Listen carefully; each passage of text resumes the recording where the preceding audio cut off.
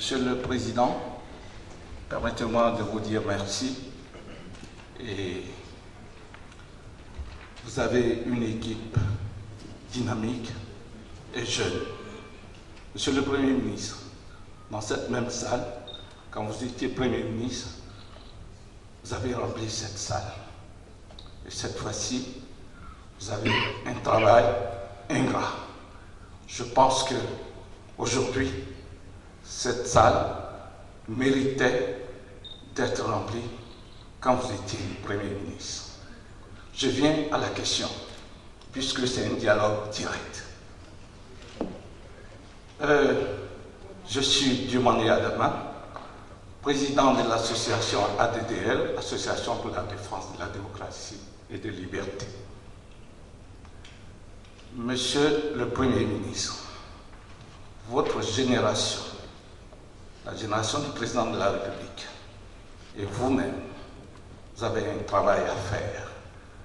Parce que, sous votre responsabilité, la Côte d'Ivoire a été déconstruite. Aujourd'hui, Monsieur le Premier ministre, cher grand frère Konamani, vous avez le rôle le plus ingrat, c'est-à-dire de réconcilier. Et il y a beaucoup de rancœur. Il y a beaucoup de personnes, vous le savez mieux que moi, qui veulent une revanche immédiate. Et comment vous allez faire pour faire venir ces personnes qui ne veulent pas reconnaître le tort posé à la Côte d'Ivoire, notre pays, la première victime? Quel est le plan? Je ne voudrais pas que vous retombiez dans le système que vous avez voulu, avec la volonté créée, le tandem avec l'ancien pouvoir. Cette fois-ci, quel est votre secret pour aller au bout de votre mission? Je vous remercie.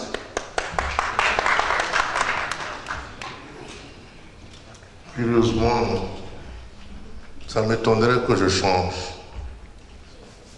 Ça va vous étonner.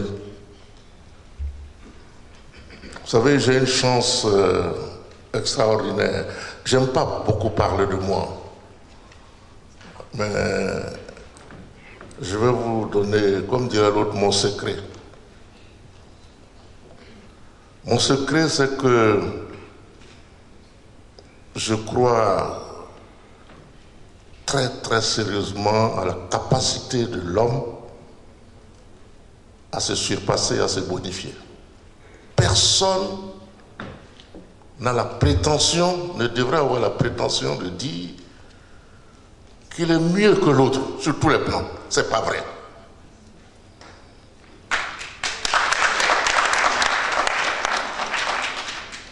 Ça, c'est ma philosophie de base. Je ne me connais aucun problème avec qui que ce soit sur cette terre. Personnellement. D'autres peuvent avoir des problèmes avec moi. Mais moi, je n'en ai pas. Ils ont d'autres problèmes avec moi parce que moi, je n'en ai pas avec eux. Voilà un peu mon secret. Deuxième élément. Je suis un homme de principe. J'aime la justice. Je hais l'injustice. Je hais la violence. J'ai en abomination la violence. J'aime la dialectique. J'aime le dialogue.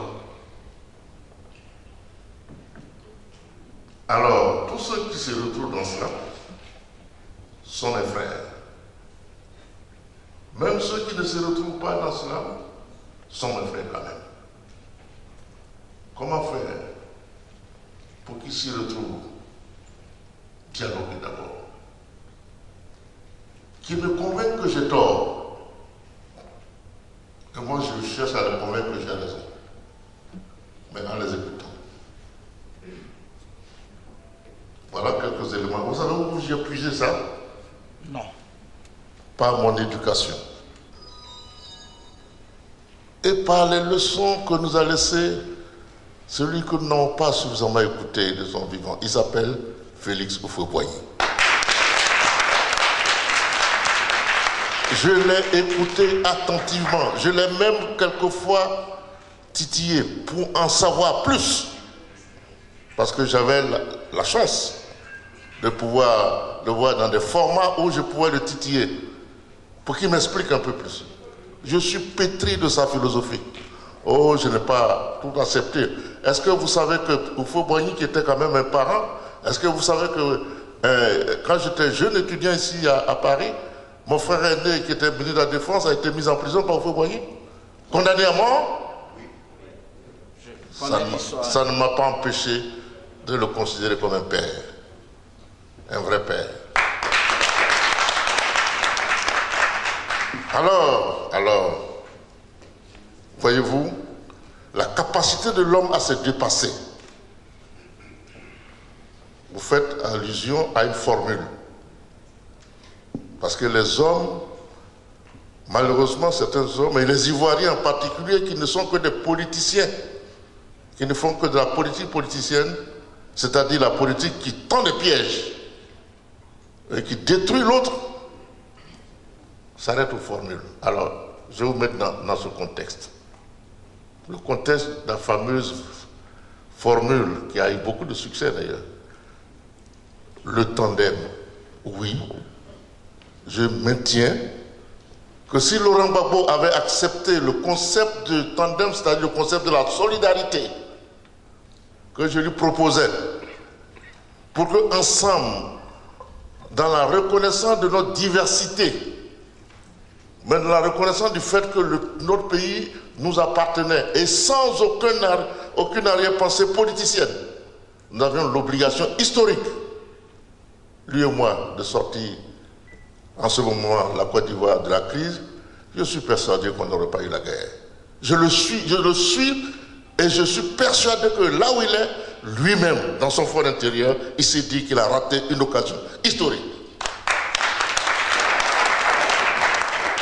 Oui, je le sais, et parce que je rencontre beaucoup de ses amis qui ne l'avouent pas.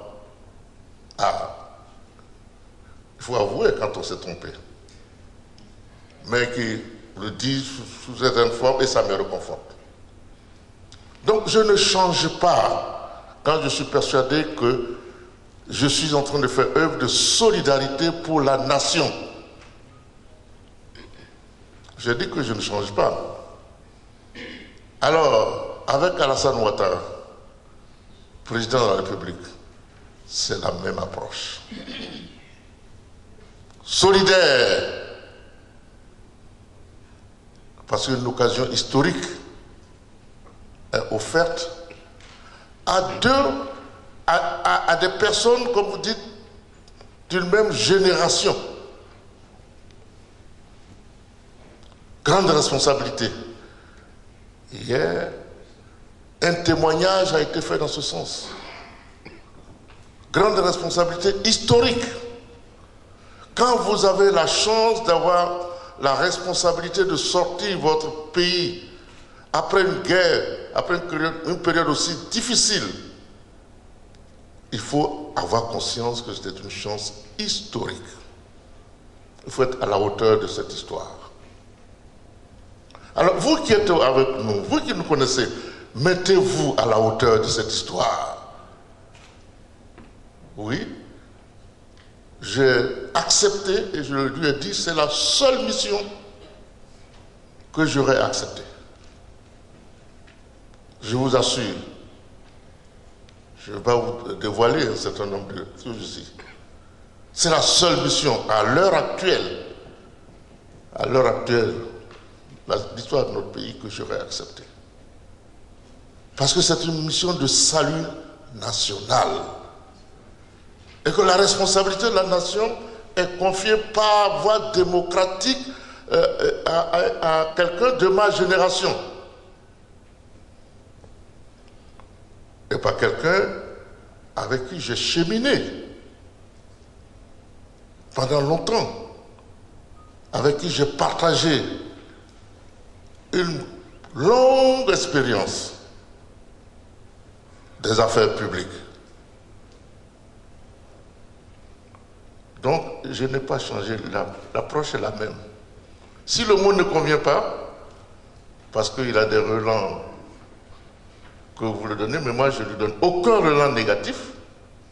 On me proposait soit d'être en duel, c'est-à-dire à l'épée, on va se transpercer, Gbagbo et moi, ou en duo, c'est-à-dire on va chanter à l'unisson. Or, on ne peut pas chanter à l'unisson.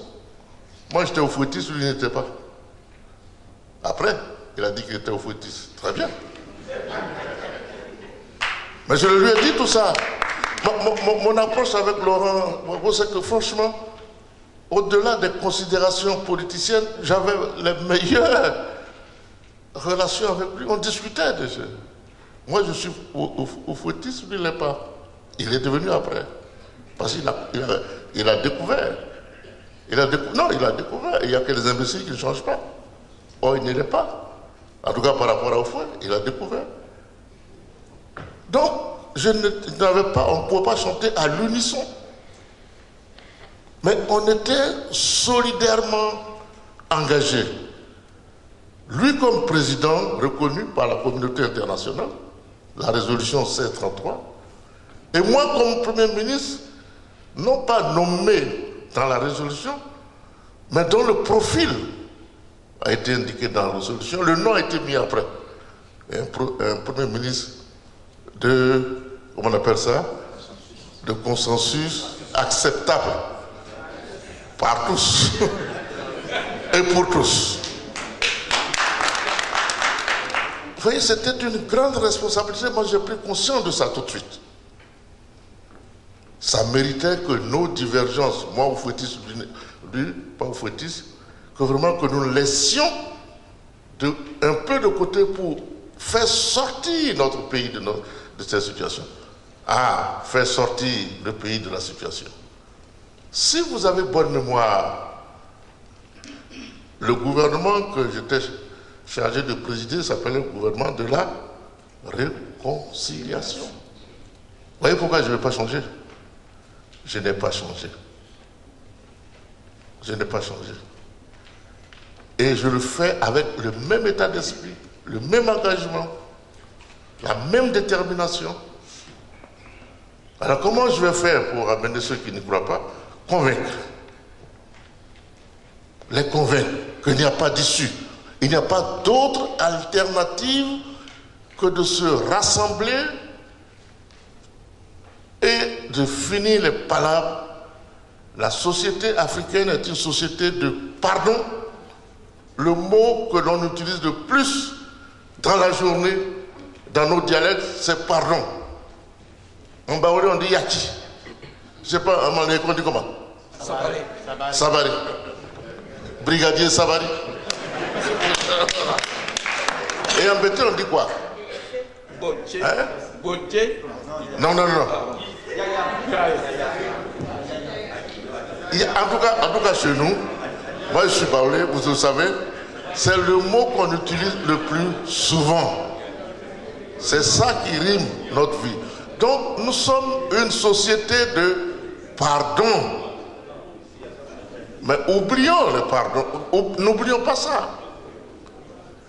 C'est là-dessus que je me fondais. Convaincre. Convaincre. C'est pas la conviction et non pas la contrainte. De la même façon que moi, on ne me contraint pas à faire quelque chose auquel je ne crois pas. Je n'aime pas contraindre, mes collaborateurs le savent. Je n'aime pas contraindre. J'aime la liberté. Mais j'aime aussi l'engagement. J'aime les gens de conviction. Voilà, je t'ai répondu longuement. Merci de m'avoir laissé cette occasion. Merci beaucoup. je voudrais pouvoir Maintenant, le donner... décor est planté en ce qui me concerne, vous savez qui je suis. Merci, monsieur le président. Ne vous en faites pas. Nous sommes là pour ça. Ne vous en faites pas. Je voudrais pouvoir donner la parole au moins à une femme avant de redonner la parole à des hommes. C'est la même chose. Tous ceux qui veulent intervenir interviendront, n'est-ce pas? Il y a une dame qui a levé la main. Est-ce que je peux lui passer la parole? Merci.